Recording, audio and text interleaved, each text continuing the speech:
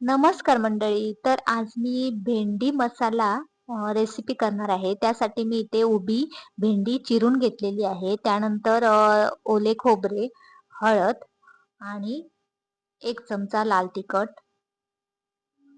1 चमचा मीठ, आपल्याला चवीपुरते मीठ घालायचं आहे ते. त्यानंतर 1 चमचा बडीशेप, किचन किंग मसाला, 2 चमचे दाण्याचं कूट घातलेलं आहे मी इथे आणि आले पेस्ट 1 चमचा. हे सर्व मस्त असं मिक्स करून घेणार मी.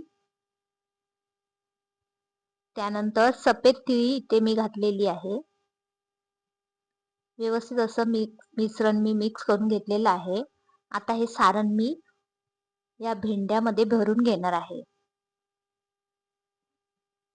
एक एक अशी भेंडी मी भरून घेणार आहे.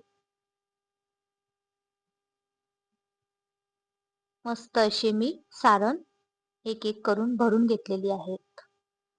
अशी तुम्ही पण करून बघा. खूप छान लागते. चला तर मग आपण फ्राय करून घेऊया.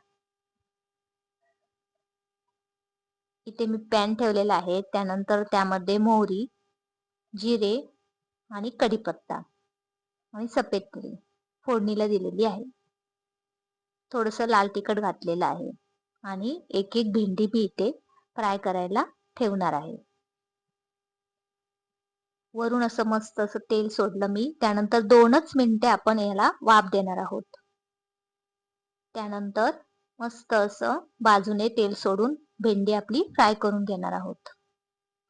हे बघा मस्त अशी आपली भेंडी फ्राय झालेली आहेत. कशी वाटली तुम्हाला मंडळी माझी रेसिपी? माझी रेसिपी आवडली असेल तर नक्की लाईक करा आणि चॅनलवर नवीन असाल तर सबस्क्राईब करायला विसरू नका.